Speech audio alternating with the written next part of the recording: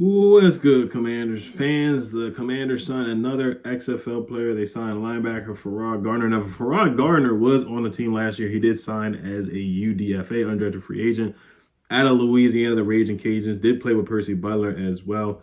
But he played pretty well for the DC Defenders. As we know, the DC Defenders had a good season. They did make it to the championship game, but unfortunately they lost. Jordan Tiamo did not have his best game that game. But Ferrod Gardner was one of the highest PFF grades on the DC Defenders. He had the fifth highest PFF grade for the Defenders at a 79.5, and I think he's a guy that could definitely play in that linebacker safety hybrid role. Could be that Buffalo nickel.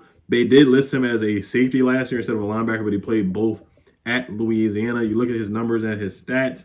He was 2021 honorable mention all conference, Athlon Sports Sun Belt preseason fourth team defense, 2020 honorable mention all Sun Belt conference. So just want to give him some shine, XFL guy, especially a local DC Defender guy. Definitely want to give this guy some shine for sure. So he was second on his team in tackles as well. He finished second on the Raging Cajuns in tackles last year. Had a couple pass breakups. He did have an interception. He had one interception, three pass deflections. 67 tackles, 5 tackles for loss as well. Now, his junior season in 2020 had 4.5 sacks. The senior year had 1.5 sacks.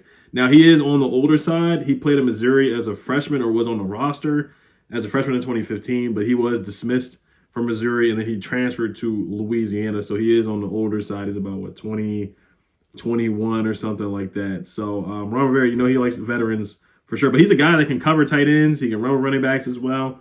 Buffalo nickel, can get off blocks. Just going to read his write-up real quick, and then I'm going to wrap it up here.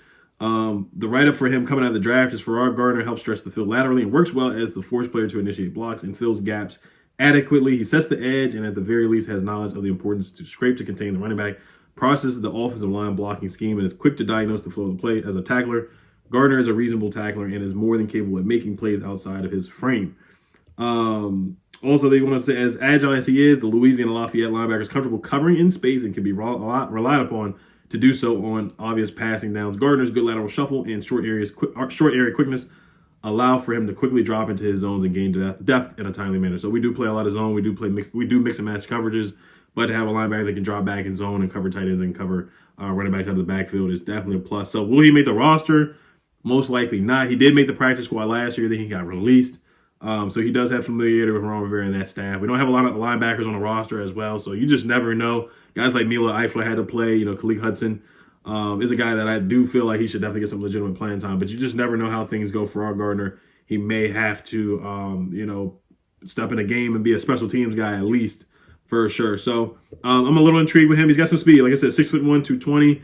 Got some speed to him. They don't really have a lot of combine numbers for him, but he's a guy that can cover and play in that Buffalo hybrid nickel spot for the Washington Commanders. The DC Defenders, they went 9-1, man. They had a heck of a season, man. He definitely was a solid part of that. Now, they did not sign DJ Swearinger. I know a lot of people want DJ Swearinger, but they're not going to sign him. I want to say Monte Nicholson is on the was on the DC Defenders as well. So don't be surprised if the Commanders do sign some more XFL guys recently. So once again, 2 tackles for loss, 1 sack, and 2 pass breakups.